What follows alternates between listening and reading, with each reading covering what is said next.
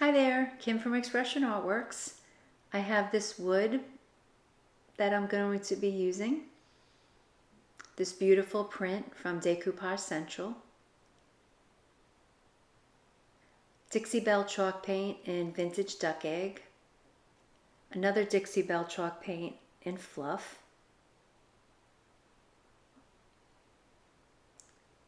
This farmhouse style stencil that I got from Essential Stencil. So the first thing I'm going to be doing is painting my wood surface and the sides. I only need to do one coat of this color. I love this color, actually. It's one of my favorites. I tend to use it a lot. It's dusty blue with a little bit of gray in it. Very neutral color, and I thought it would be a really nice color to use for this project today. Kind of goes with that farmhouse style. And this piece of wood is nice because it's wide enough to be a shelf sitter, but it also has a sawtooth hanger on the back, so you could also hang it up as well, so you have your choice. And it's also a nice size.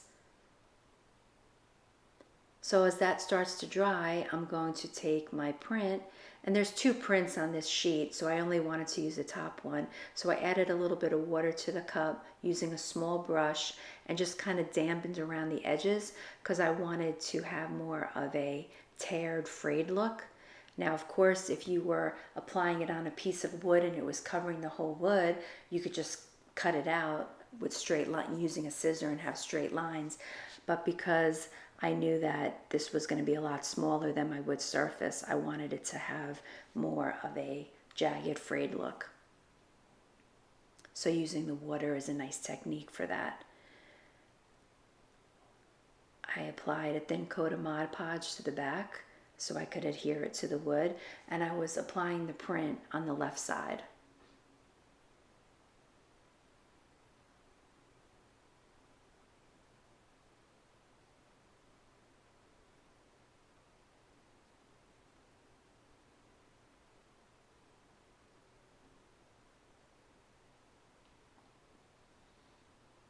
Here I was just sanding a little bit of the paper away that was sticking out over the wood. So now I'm ready for my stencil.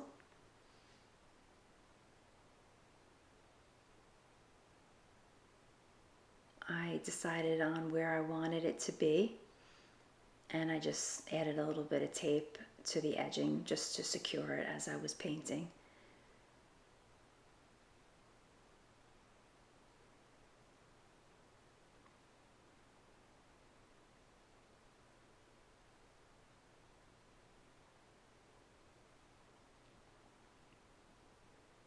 And what's nice about the rice paper is that you can paint over it. So I knew with part of this stencil, with it being bigger, that some of the wording would be on top of the paper, the print, and I didn't mind that at all.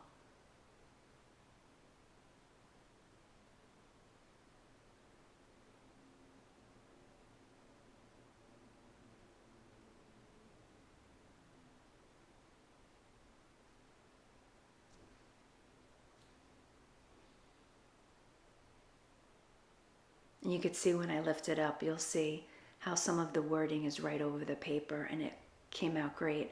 At the end, I used some distressed ink just to age it more and add to that farmhouse style, and then sealed it.